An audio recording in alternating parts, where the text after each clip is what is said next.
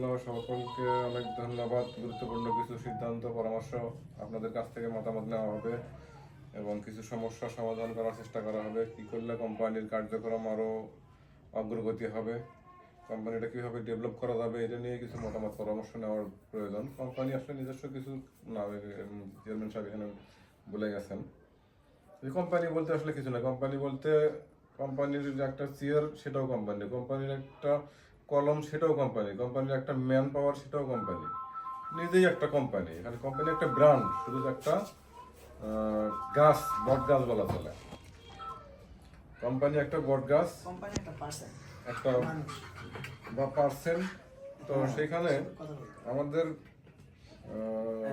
চেষ্টা করে আমরা বলবো হলো আমাদের কোম্পানি একটা ছায়াতলে আমরা সবাই অবস্থান করব।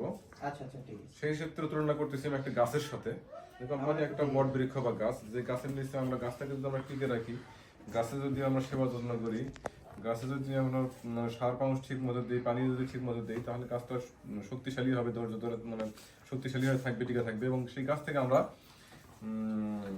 ছায়া পাবো, ডালপালা পাবো, ফলমূল পাবো, আমরা ভোগ করতে পারবো। আর গাছটা যদি আমরা চেষ্টা করে ডাল কেটে ফেলে দেবো, পাতা পেরে সব শেষ করে দেবো, অনেক গাছ টিকে থাকবে না। গাছ টিকে না থাকলে সেই গাছের ফলমূলা পাওয়া যাবে না, গাছের কোনো সুবিধাও পাওয়া যাবে না। সেরকম আমাদের কোম্পানিটা মনে করতে হবে। তো আমরা গাছটা যদি আমরা সঠিক সবাই টিকে রাখি, তাহলে এর থেকে সুবিধা ফলটা আমরা সবাই ভোগ করতে পারবো। এই চিন্তা ভাবনা নিয়ে যদি আমরা আগাইতে পারি, তাহলে আমাদের কোম্পানি উত্তর আশা করি ডেভেলপ হবে। আর যদি আমরা মনে করি না এটা ওই হাঁসের মতো, সোনার ডিম পাড়া হাঁস, প্রতিদিন একটা করে ডিম দিচ্ছে কৃষকের কাছে, কৃষকের একটু বন্ধ হচ্ছে না, মনে করছে যে একবার যদি হাঁস সব করে সবগুলো ডিম বের করে নেই, তাহলে একবার অনেকগুলো একবারে বড় লোক হতে পারবো। এরকম যদি আমরা মনে করি যে আমরা একবারে বেশি কিছু নিয়ে আমরা লাভবান হবো, তাহলে দেখা যাবে যে হাঁস পেটের মধ্যে আর ডিম নাই, এরকম মনে হবে। তো ভুলের ঊর্ধ্ব মানুষ না, ভুল সবারই হইতে পারে।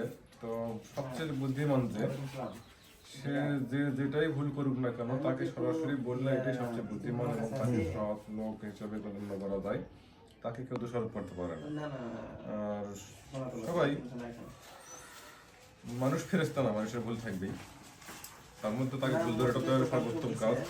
না পারলে তো সিস্টেম অনুযায়ী উপর লেভেলে জানাইতে হবে যে তার এই দোষ, আমি একবার বললাম সে সমাধান হলো না, তখন তার উপর লেভেলে জানাইতে হবে যে তাই তার এই দোষটা পাইছি, আমি তার এই ভুলটা পাইছি, তাকে বলছিলাম সে সমাধান হয়নি, তখন তার উপর মহলে জানাইতে হবে তারা সমাধান, যেটা আর আগে বললাম, তারা সমাধান করে কিনা।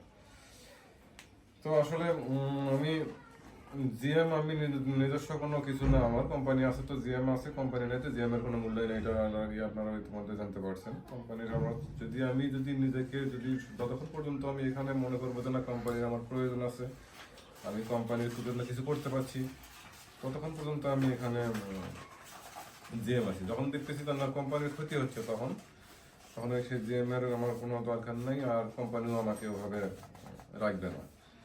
তো আমার দরকার হলো কোম্পানির যেটা উদ্দেশ্য, যে এলাকার লোকজনের কর্মসংস্থান হবে, সেখানে এক জিএম না থাকলে কোনো কিছু যায় আসে না। এক জিএম না থাকলে জিএম আরেক জিএম আসতে পারে, আসবে। তো আমার মতো যদি কোনো অযোগ্যতা থাকে, অবশ্যই আমাকে বলবেন যে আমি এই সমস্যাগুলো করছি। কিন্তু আসলে আমি যেটা এর আগে বললাম যে আলোচনা এটা ভালো লক্ষণ নয়। আলোচনা ওই যে কি কথা বারবার বলতেছি, আলোচনা করলে সরাসরি বলবেন, তাদের জিনিসটা সুবিধা হবে, সহজে সমাধান হবে। না করে যদি গোপনীয়ভাবে একে ওকে বলা হয়, তাহলে অনেকটা বড় হয়ে যায় জিনিসটা। আমরা বড় করতে চাই না। মার্কেট করতে গেলে বিভিন্ন প্রকার সমস্যা থাকবেই। মানুষের চলার পথটা খুব সহজ না। এখানে এই কোম্পানি হোক আর যে কোনো বড় কোম্পানি হোক, বড় কোম্পানিগুলো কিন্তু একদিনে বড় হয়নি, আস্তে আস্তে বড় হয়েছে। তাদের সততা পরিশ্রমের ফলে কিন্তু অনেক বড় হওয়া যায়। আমাদেরও সম্ভব বড় হওয়া, অনেক উপর লেভেলে যাওয়া। আমাদের যদি চেষ্টা থাকে, সৎ চেষ্টা থাকে, সৎ নিয়ত থাকে, তাহলে আমরা অবশ্যই আগাইতে পারবো এবং বড় বড় কোম্পানির মতোই একসময় আমরা হয়তো চলতে পারবো। তখন কিন্তু প্রথমত আমাদের বুঝতে হবে যে এটা আমার নিজের কোম্পানি। একটা কলমও যদি হয়, এর উপরেও দরদ থাকতে হবে।